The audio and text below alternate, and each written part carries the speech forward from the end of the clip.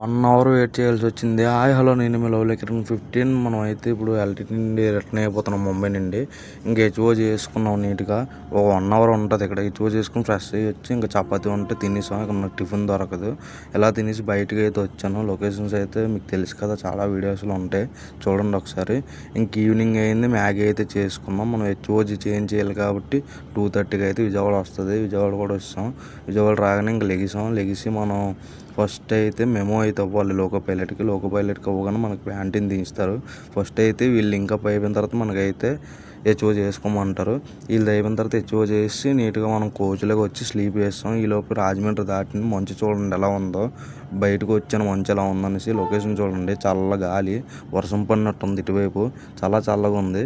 ఇంకా అలా కొంచెం సేపు ఇలా ఉన్నాను. మళ్ళీ లోనకెళ్ళి టిఫిన్ చేస్తాం. మనం వైజాగ్ రాగానే హెచ్ఓ తీసుకుని ఆఫీస్ దగ్గరికి వెళ్ళి సైన్ చేసి మళ్ళీ ఈ బండి ఎక్కాం.